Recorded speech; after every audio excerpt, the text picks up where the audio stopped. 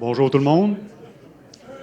Euh, je me présente Alain Lafontaine, je suis Saint-Mathieu-de-Belleuil, tout proche ici, là. Alors, ça va être assez simple comme intervention. Je suis plutôt novice dans les cultures intercalaires. Maintenant, on a fait des essais en 2015, je crois, avec le club. Euh, on m'a offert de faire des parcelles, certaines parcelles. Moi, pour faire une histoire courte, là, je suis en semi-direct depuis 15 ans. On avait des vaches laitières jusqu'en 2008.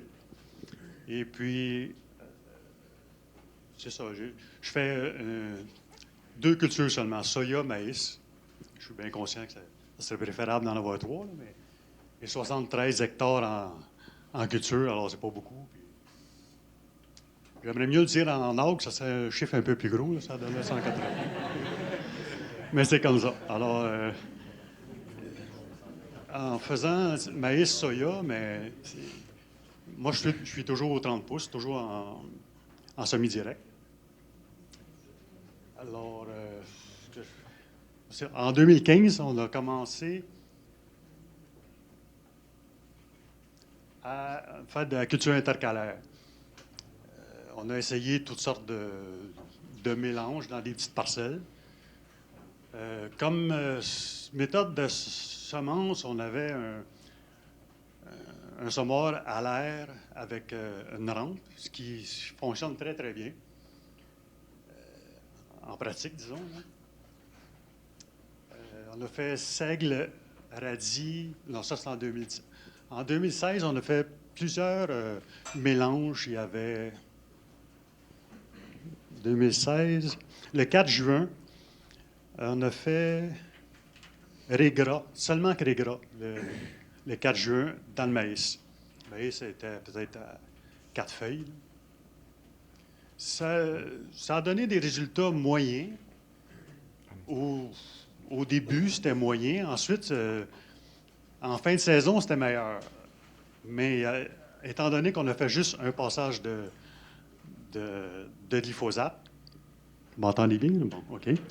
Euh, on s'est retrouvé avec la mauvaise herbe aussi, mélangée avec le régras. Mais le régras, c'était quand même assez faible. Mais la façon de procéder, c'est juste à la volée, ça donne un moins bon contact avec le sol. Mais c'est la seule façon qu'on a essayé, là. Ensuite, en 2016, seigle et radis en pré-récolte de soya, c'est-à-dire à 20 de défoliation du soya environ. On pensait que c'était un bon stade, que ça aurait le temps de se mouiller un peu avec le feuillage, mais ça non plus, ça n'a pas donné un très bon résultat.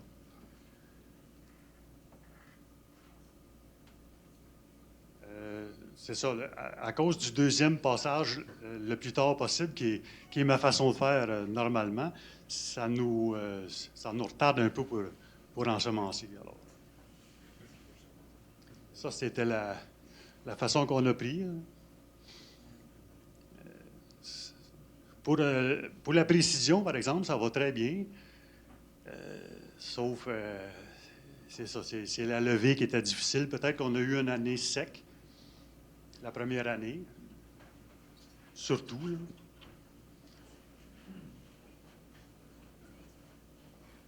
On voit ici, on a une grosse quantité de résidus, ce qui fait que ça nuit un peu au contact de la semence. On voit ici 2015. En 2015, j'avais oublié, c'est vrai, on a essayé aussi au stade 8 feuilles. Ben, en fait, toutes les semences qu'on avait, ça n'a pas été vraiment meilleur un que l'autre. Il y en avait un peu partout, mais pas en grande quantité. C'était souvent des ronds meilleurs que d'autres, là, mais disons, c'est un essai, là. On peut dire que c'est une erreur, mais en fait, c'est pas une erreur, c'est plus un essai qui a donné des résultats plutôt faibles, là. Mais on lâche pas. On voit un petit peu plus tard, là, les photos 7 juillet. Ben, c'était à peu près ça la moyenne. On n'a pas pris ni dans le plus beau ni dans le moins beau, là. Ce qu'on s'est rendu compte. 2016, ouais. On a eu, comme je disais, un mélange de terre et de régras, là. Alors, c'est pas nécessairement souhaitable, mais en même temps, ça m'a fait penser que quelquefois, on est peut-être trop exigeant. On veut avoir des champs le plus propres que possible, mais en même temps, des mauvaises herbes, c'est une certaine plante de couverture, si on veut, jusqu'à un certain point, mais c'est la question que je me pose en ce moment. Est-ce que on devrait laisser aller un peu les mauvaises herbes travailler pour nous jusqu'à ce que ça nous baisse pas de rendement?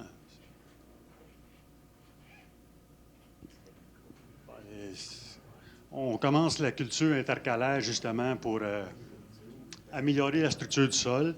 On a beaucoup de rêves, là, améliorer la structure du sol, la vie microbienne dans le sol, et puis on veut un peu tout sans que ça coûte trop cher et que ça nous demande pas trop d'investissement en temps et tout. Parce que moi, j'ai choisi le semi-direct. C'est pas nécessairement pour la bonne raison, mais c'était pour un peu travailler moins, hein.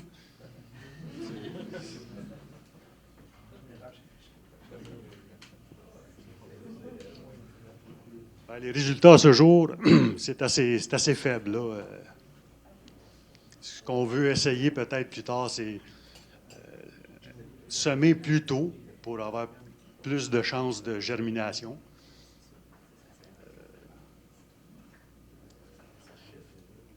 Ouais, juste avant. Là, j'ai appris beaucoup de choses aujourd'hui là, qui fait que ça me mélange un peu mes idées parce que j'en perds même mes idées parce que le seigle, c'est une plante facile et difficile en même temps. On dirait qu'elle s'implante facilement puis qu'elle disparaît à un moment donné. Bien, la modification de semoir à céréales, ça, c'est le rêve à Cécile, peut-être, mais c'est pas le mien encore, là. Mais je sais que ce serait une bonne façon parce que en semi-direct, je peux pas. J'ai vu un voisin qui a passé un sartleur. Le sartleur, c'est une très bonne façon, tout de suite après avoir semé, à voler. Mais moi, je suis pas capable avec les résidus. Ça ne fonctionne pas. Je l'ai essayé. Après 10 pieds, c'est tout bourré. J'avais pensé peut-être une houe rotative, là. Peut-être le mieux que je pourrais faire, là, en gardant ça le plus simple possible, là. C'est pas mal fini. Je me permets un petit complément. Dans le fond, je trouvais que le témoignage d'Alain pouvait être intéressant parce qu'il est représentatif de cas qu'on voit très fréquemment dans le semi-direct. Quand on essaye de rentrer des cultures de couverture, c'est comment qu'on arrive à bien implanter ça malgré la quantité de résidus. Puis la dernière photo, on l'avait choisie pour cette raison-là. On voyait que dans une rotation où le maïs revient aux 2 ans, ou même dans une rotation où il reviendrait aux 3 ans, avec des excellents rendements comme Alain a l'habitude d'en avoir, ça fait beaucoup de résidus très carbonés. Donc là, on est vraiment dans un défi de comment faire pour faire rouler notre matière organique. Puis c'est ça qu'on essaye de rentrer avec des cultures de couverture. Mais fait que là, tu sais, la première année, c'était bon, OK, on l'a mis trop tard, là, c'était à 8 feuilles. Fait que l'année d'après, on l'a mis à 4 feuilles, mais là, on était pogné avec la CTR qui est bien plus compétitive que n'importe quoi qu'on peut semer. Fait que c'était un petit peu ce cheminement de réflexion. Puis on se disait que ça allait ouvrir la porte à vous. Qu'est-ce que ça a été votre cheminement? Puis comment avez-vous trouvé votre méthode efficace pour faire de l'intercalaire? Est-ce qu'on a des commentaires? Implantation d'intercalaire en semi-direct avec résidus, toute la problématique que ça soulève. Question? Oui, derrière ici. Je me dirige. Oui, c'est tout à fait valable. Au lieu de te modifier un semoir, tu serais mieux de prendre ton même système, juste mettre un coude puis qui chaude dans le coude. Tu aurais un rang d'engrais, puis il serait très beau. Oui, bonne idée. Oui. Suite à la question de madame, moi, chez nous, j'ai à peu près la même grandeur de terre que toi. Puis l'intercalaire, pour moi, je trouve pas ça intéressant, là. j'ai plutôt opté pour ajouter du blé et aller avec des cultures de couverture aux 3 ans. Donc, une rotation maïs, soya, blé. Donc, l'intercalaire au yaourt, l'intercalaire, mais tu y vas d'une année avec une bonne culture de couverture. Oui, cette année, je vais l'essayer un peu parce que je vais faire du nivellement. J'en ai fait une partie qui est prévue en blé. Moi, je voulais essayer toutes les autres avenues pour ne pas faire de céréales, justement. Là.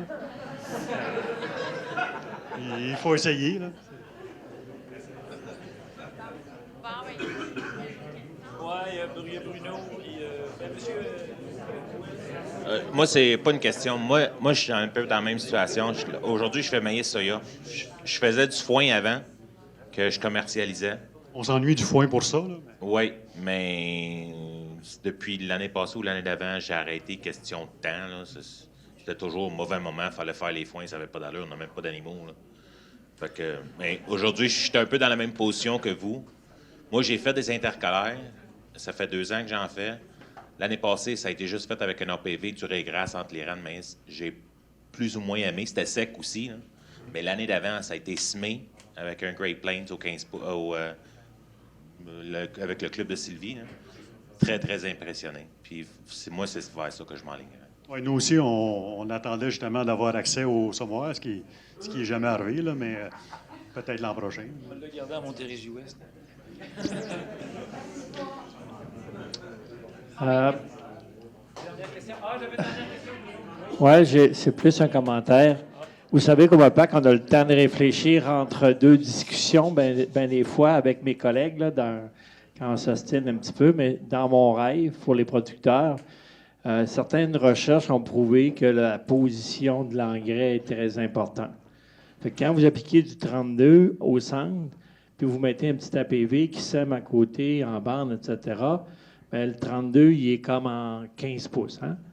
Fait que là, idéalement, ce serait de le rapprocher du plan de maïs. Ça fait que, au lieu d'avoir une place pour mettre le 32, idéalement, ça prendrait 2 places pour mettre du 32 plus proche des plants de maïs de chaque bord du plan de maïs. Vous rêverez à ça. Et l'intercalaire, idéalement, il faudrait qu'il serait sommé. Quand on a un mélange de 12 graines, dans mes premiers cours de préparation de sol que je donnais à l'ITO-Lapocatière, la grosseur de la graine de terre doit être la grosseur de la graine qu'on veut semer. Ça, c'est au niveau de la profondeur. Fait que si vous semez une petite graine de trèfle qui est comme ça, qui doit être semée à 1/4 de pouce, 1/2 pouce, versus une févrole qui devrait être semée peut-être à quasiment 1 pouce pour qu'elle gorge en eau.